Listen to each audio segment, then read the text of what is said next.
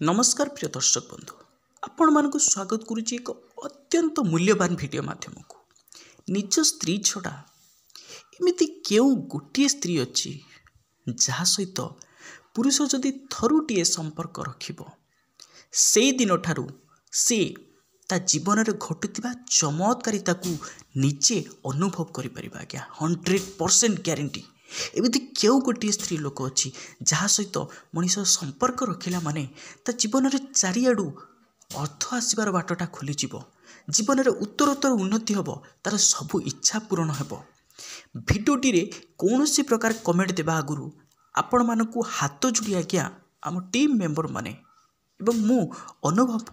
माने अनुरोध करुचु आपण भिडियोटी को टिके संपूर्ण देखंतु। ता पूर्व आपण मानक एक विशेष सूचना आज्ञा ध्यान दी शुणु। सूचनाटी हूँ मन रखिता दुनिया रे सबु स्त्री माने समान नुहति कि सबु पुरुष माने समान नुहति। किछि स्त्री एमिति अछंती जो माने महान ये जो नारी माने अछंती केउ माने महान नारी क्या ना जो माने निजर स्वामी पाई निज परिवार पाई निजर पिला मानक पाई निज जीवन को उत्सर्गीकृत कर दउचंती से मानक पाद तले आमर कोटी कोटी दंडवत से भली महान नारी मानक आउ किछि अछंती नारी जो माने कलंकित कर दउचंती से भली भाबरे पुरुष मध्य कम रे नांती। किछि पुरुष मानक पाई ए समग्र पुरुष जाति आज कलंकित तेणु से मानक हाथ जोड़ी विनम्र निवेदन करूची ए कथा को आपनक देह को नेबेनी कारण सबु लोक समान नुहंती। तेणु ए भिडियोटी को शेष पर्यंत देखंतु आज्ञा। गोटे देश रे जड़े प्रजा वत्सल राजा थिले निजर प्रजा मानकु निजर परिवार बोली भाबुथिले एवं तांको मन भितरे गोटे मात्र दुख थाए कौन ना से एक सुंदर झील देखि बाहेबे सुंदर झील देखि बाहेबे जी तांको जेते कथा कहती कि आपण विवाह करंतु मनुष्यर विवाह करिवार गोटे समय थाए सी गड़ी जाऊँ। राजा कहले ठीक अच्छे तुम व्यस्त होनी मो कथा मु चिंता करी मो मन लागी सुंदर झीलटे जो दिन मत मिल मुझे दिन बह करी। एक दिन राजा पारिथि बुलवाई जाऊे देखिले गोटे बगीचार एक सुंदर स्वप्नर माने मनर मनीष जहाँ कहते स्वप्नर नायिका जहाँ कहते से भाई अपूर्व सुंदरी जड़े बसी निकट को गले जाई कहले सुंदरी मु तुमको विवाह करने चाहूँगी। से झील जनक कहला ठीक अच्छे मोर पिताश्री ए राज्यर राजा आमे चलो तांको पाखक जीवा सी जदि राजी हे ताहेले मु निश्चित रूपे तुमको विवाह करी एवं तांको पिताश्री पाखक गले पिताश्री मध्य देखिले ये जड़े राजा बहुत सुंदर भी देखापी सहित झीर बाहागर करदे बहुत खुशी रे चला दिनटी बहुत माने राजा एमती होगले राजकार्य छाड़देले रानी प्रेम रे राजकार्य अवहेला सृष्टि है निज जीवन ठारू अधिक भल पाइले सब बेले रानी ना मुहरे रहिला। राजा गोटे दिन चिंता कले अरे मु रानी को जी भल पाऊँगी प्रकृत में कौन रानी मत से भल पाँच अरे एक परीक्षा कले केमिति हेबो कौन आज्ञा उपाय चिंता कले ना मंत्रीवर को सांगरे नहीं शिकार पाई गले एवं बाटरे मंत्री को कहले मंत्रीवर तुमको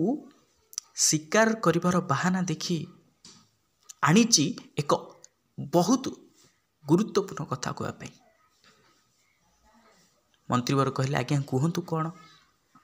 राजा कहले शुण मु सीना रानी को भल पाऊँगी किंतु रानी मते सेतिकी भल पाउछंती कि नहीं मुझे जानी पारुनी। मंत्रीवर कहले ताले आपण कौन कहवाई चाहूँगी महाराज। राजा कहले शुण मु जानी तुम्हें जिते बड़े मो मृत्युर खबर चाहिए रानी को कह रानी विश्वास करेनि किंतु तुम्हें एक काम कर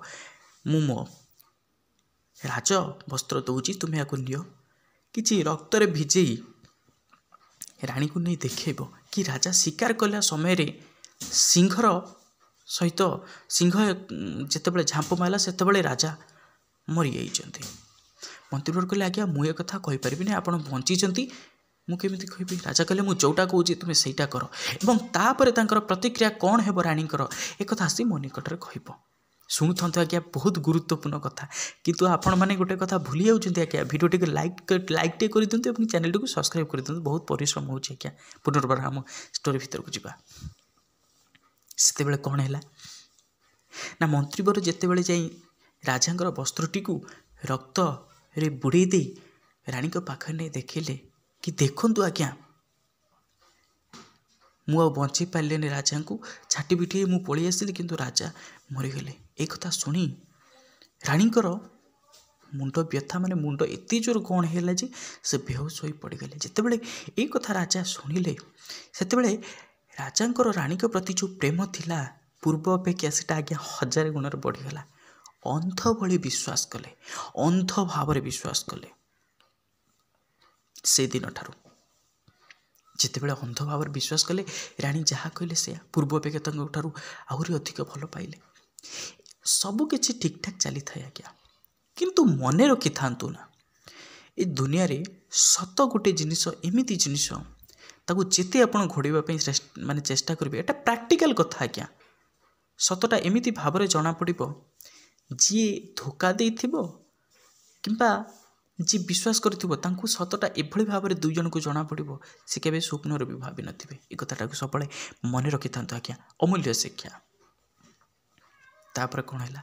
ରାଜାଙ୍କର ଯିଏ ସାନ ଭାଇ ସିଏ ଗୋଟେ ଦିନ ରାତିରେ ଦେଖିଲେ କି ତାଙ୍କର ଭାଉଜ ଅର୍ଥାତ୍ ରାଜାଙ୍କର ସ୍ତ୍ରୀ ସେ ରାତି ଅଧରେ ଘୋଡ଼ା ମାନଙ୍କୁ ନେଇ ଜଙ୍ଗଲ ଆଡ଼କୁ ଯାଉଛି ଏବଂ ସକାଳ ହେଲା ପୂର୍ବରୁ ଆସିଯାଉଛି। ଥରେ ଦେଖିଲେ ତାଙ୍କ ମନରେ ସନ୍ଦେହ ସୃଷ୍ଟି ହେଲା, କୁଆଡ଼େ ଯାଉଛନ୍ତି ଭାଉଜ, କୁଆଡ଼େ ଯାଉଛନ୍ତି? ଚିନ୍ତା କଲେ ମୁଁ ସେ ଘୋଡ଼ାଶାଳର ଯିଏ ରକ୍ଷଣାବେକ୍ଷଣ କରୁଛି ତାକୁ ଯାଇ ପଚାରିବି। ତାକୁ ଯାଇ ପଚାରିଲେ, ଆରେ ଘଟଣା କ'ଣ ରାଣୀ, କୁଆଡ଼େ ଯାଉଛନ୍ତି? ଘୋଡ଼ାଶାଳର ରକ୍ଷଣାବେକ୍ଷଣ ଦାୟିତ୍ୱରେ ଯେଉଁ ବ୍ୟକ୍ତିଟି ଥିଲା ସେ କହିଲା, ଆଜ୍ଞା କ'ଣ କହିବି, ଛୋଟ ମୁହଁରେ ବଡ଼ କଥା, ନିଜ ଜୀବନକୁ ମୋର ଭୟ। ରାଜାଙ୍କର ସାନ ଭାଇ କହିଲା, କିଛି ନାହିଁ, ତୁମେ କୁହ କ'ଣ ହେଇଛି କୁହ। ନା ଆଜ୍ଞା, ରାଣୀ ନିଜର ପ୍ରେମିକକୁ ଦେଖା କରିବା ପାଇଁ ଯାଆନ୍ତି, ରାତିରେ ଦେଖା କରିବା ପାଇଁ ଯାଆନ୍ତି ଏବଂ କେହି ନ ଜାଣିପାରିବେ ସୂର୍ଯ୍ୟାସ୍ତ ପୂର୍ବରୁ ଚାଲି ଆସନ୍ତି। ରାଜା ଶୋଇସାରିଲା ପରେ ଯାଆନ୍ତି। ଏ କଥା ଶୁଣି ରାଜାଙ୍କ ସାନ ଭାଇ ତାଙ୍କ ପାଦ ତଳୁ ମାଟି ଖସିଗଲା। ଆରେ ଇଏ କ'ଣ ପ୍ରକୃତ ସତ କଥା? ଯଦି ଏଇଭଳି କଥା କିଛି ଥାଏ ତାହେଲେ ମୁଁ ନିଶ୍ଚିତ ରୂପେ ଆଜି ତାଙ୍କୁ ଧରିବି। ଦେଖିଲେ ଯେତେବେଳେ ଆଜି ରାତିରେ ରାଣୀ ଚାଲିଗଲେ, ତାଙ୍କର ଭାଉଜ ଚାଲିଗଲେ ଘୋଡ଼ା ନେଇ, ସେ ବାଟରେ ତାଙ୍କୁ ଅପେକ୍ଷା କରି ରହିଥାନ୍ତି ଏବଂ ଯେତେବେଳେ ସକାଳ ହେବା ଆଗରୁ ଆସିଲେ ସେତେବେଳେ ବାଟରେ ଓଗାଳିଲେ, କହିଲେ ତୁମେ କୁଆଡ଼େ ଯାଇଥିଲେ ଭାଉଜ? ତାଙ୍କୁ କୌଣସି ଉତ୍ତର ନ ଦେଇ ନିଜର କକ୍ଷକୁ ଚାଲି ଆସିଲେ ଏବଂ ରାଣୀ ଚିନ୍ତା କଲେ, ଆରେ ମୋର ଯେ ଦିଅର, ସିଏ ତ କାଲି ସକାଳୁ ସବୁ କଥା କହିଦେବ ଏବଂ ମୋର ଏଇ କଥାଟା ଚାରିଆଡ଼େ ପର୍ଦ୍ଦାଫାଶ ହେଇଯିବ। ଆଜ୍ଞା ମନେ ରଖିଥାନ୍ତୁ, ସବୁ ଲୋକ ସମାନ ନୁହନ୍ତି, କିନ୍ତୁ ଯେଉଁ ସ୍ତ୍ରୀମାନେ ପରପୁରୁଷଙ୍କ ପାଖରେ ମନ ବଳେଇଥାନ୍ତି ସେମାନେ ନିଜକୁ ଭଲ ବୋଲି ପ୍ରମାଣିତ କରିବା ପାଇଁ ଜଣେ ନାହିଁ କେତେ ମିଛ କଥା କହନ୍ତି, କେତେ ତଳକୁ ଖସିଯାଆନ୍ତି। କିନ୍ତୁ କ'ଣ ଆଜ୍ଞା, ସତଟା ଧରା ପଡ଼ିଯାଏ। କ'ଣ ଚିନ୍ତା କଲେ ରାଣୀ? ରାଣୀ ଚିନ୍ତା କଲେ, ମୁଁ ମୋ ସ୍ୱାମୀକୁ ଡାକିବି ଏବଂ ସ୍ୱାମୀକୁ ଡାକିବା ଆଗରୁ ତାଙ୍କର ବସ୍ତ୍ର ସବୁକୁ ଚିରି ପକାଇଲେ ଏବଂ କହିଲେ, ଦେଖ ତୁମର ସାନ ଭାଇ ମୋ ସହିତ କେମିତି ବ୍ୟବହାର କରିଛି। ଯେତେବେଳେ ମୋ ସହିତ ଶାରୀରିକ ସମ୍ପର୍କ ରଖିବା ପାଇଁ ଚାହୁଁଥିଲା ମୁଁ ତାକୁ ମନା କଲି, ମୋ ସହିତ ଜୋର ଜବରଦସ୍ତ କରିକି ମୋ ଅବସ୍ଥା କେମିତି କରିଛି ଦେଖ। ରାଜା ଆଜ୍ଞା କ୍ରୋଧ ଜର୍ଜରିତ ହେଇଗଲେ, ପୁରା ଏକଦମ କ'ଣ କହିବି ଆଉ, ପୁରା ଆକାଶ ଛୁଆଁ ହେଇଗଲା ତାଙ୍କର କ୍ରୋଧ। ତାଙ୍କ ସାନ ଭାଇକୁ ଡାକି ପଚାରିଲେ, ତୁ ଯଦି ଆଉ କିଏ ହେଇଥାନ୍ତୁ ନା ତୋତେ ଜୀବନରୁ ମାରି ଦେଇଥାନ୍ତି, କିନ୍ତୁ ତୁ ମୋର ଜନ୍ମିତ ଭାଇ, ତେଣୁ ଆଜିଠୁ ମୋ ଆଖି ଆଗରୁ ତୁ ଚାଲିଯା, କେବେ ଆଉ ଯେମିତି ମୁଁ ଏ ରାଜ୍ୟରେ ତ ଦେଖିବାକୁ ପାଇବି ନାହିଁ। ସେତେବେଳେ ରାଜାଙ୍କର ସାନ ଭାଇଟି କହିଲା, ଭାଇ ତୁମେ ତା ପ୍ରେମରେ ଅନ୍ଧ ହେଇଯାଉଛ, ମୁଁ ତୁମ ପାଖରେ ନଥିବି, କିନ୍ତୁ ଯେଉଁଦିନ ତାର ସତ୍ୟତା ତୁମେ ଜାଣିପାରିବ ଆଉ କିଛି ନଥିବ, ଭଲରେ ରୁହ ଭାଇ, ଭଗବାନ ତୁମକୁ ଭଲରେ ରଖନ୍ତୁ। କଥା କହି ତାଙ୍କ ସାନ ଭାଇ ଚାଲିଗଲେ एबे आउ आज्ञा कौन राणीकर कंटा सफा होता किंतु राणी मन मन चिंता कले अरे मु जो मो प्रेमिक को देखा करने जाऊँगी राति अधरे एबे आउ जाई हेनी कारण कथाटा घटीगला समस्त सन्देह हम कौन कर एक पत्र मध्यम प्रेमिक को कहले शुण मु तुम बिना आ बंची पारि ना तुम गोटे काम कर मो स्वामी निकट को आस इठी जेकोसी तुम गोटे काम कर एवं ये महल रुह जहाद्वारा तुमर मोर सब बड़े देखा हेब किंतु राजा राणी को निस्वार्थपर भाव भल पाउथिले निज जीवन दे भल पाउथिले किंतु राणी आज्ञा परपुरुष सहित संपर्क रखिथिले देखिले आज्ञा थोड़ी चिंता कले आम समाज रे कौन सबु लोक नुहंती किछि लोकंक सहित एभଳି होउनी थोड़ी ध्यान दी देखुंतु आज्ञा आमर ए समाज को सबु लोक समान नुहंती एमती भी नारी अच्छा निजर स्वामी निजर सारा जीवन उत्सर्ग कर दौरान सेवा करे किंतु से भली महान नारी मानू किछि नारी माने कलंकित करुँचे आज्ञा कौन है राणीकर प्रेमिक आसिला एवं से राजनगर रहिला रही एबे कौन समस्ते खुशी रहिले से दी जनकर भी मिलामिशाला राजा किंतु ए विषय कौन प्रकार टेर पाती ना एक दिने राजा निजर आत्म शांति पाई साधु को निकट गले साधु ताको देखि कहले सुनो तुम्हें बहुत भल बहुत विश्वासी तुम्हें निस्वार्थपर भाव जहाँ को सेवा कर तुम्हें निस्वार्थपर भाव सेवा कर तुम्हें जन भल राजा प्रजावत्सल राजा मु खुशी हुई कि तुमको एक फल दौची तुम्हें जेते दिन पर्यंत ए धरा पृष्ठ थीब सेते दिन पर्यंत तुमको कौन सी प्रकार रोग व्याधि हेबनी तुम्हें भल रहिबो तुमको बहुत बल मिलिबो एवं तुमर बाणी मध्य सत्य हेब जहाँ कहब ए फलटी को नियो तुम्हें खाइब राणी ताकू नहीं आसिले सॉरी राजा तांको नहीं आसिले एवं आनी चिंता कले कौन चिंता कले ये फल मोर कौन हेब मोर जे राणी मु जहाँ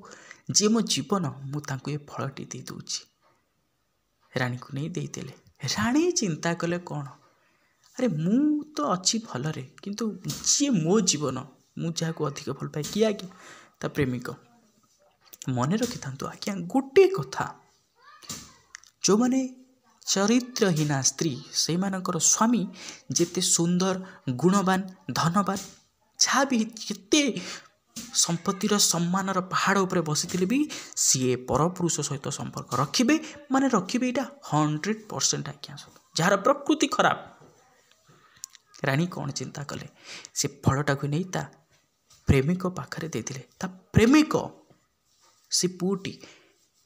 सी केवल राणी सह धन नबा पाई भल पाइबार अभिनय करथिला किंतु से प्रकृति में भल पाउथिला एक बेश्या को सी कौन कला राणीकर जे प्रेमिक सी कौन कला ये फलटा मोर कौन हम मु जहाँ को जीवन ठार अधिक भल पाए से बेश्याटी को नहीं ये फलटी देला से बेश्याटी कौन चिंता कला मु या कौन करी आम राज्यर राजा बहुत भल बहुत प्रजावत्सल राजा मुझे फलटी तांको नहीं जीतबी जेते बेले राजा नर भीतर को गला फलटी देवाई राजा ता हाथ में फल देखी किछि बुझीपारे ना एवं जेतेबेले घटनार सत्यासत्य अनुसंधान कले सेतेबेले जानिबा को पाइले कि प्रकृत में तांका सान भाई जहाँ कहूला सेया एवं से चिंता कले राणी को कहले मुझे केते भल पाउतिली मो पाखरे कौन अभाव थिला एवं निजर भूल अनुताप कले राणी को नहीं कारागार बंदी कले एवं निज भाई को आनिले मन रखि था आज्ञा स्त्री लोकटी सबुबले कांदे एक कथा जे खाली संपूर्ण ठीक से कथा नुहे पुरुष मध्य कांदती एमती किसी स्त्री अच्छा जो मैंने निज स्वामी को कल बल कर मारती आज्ञा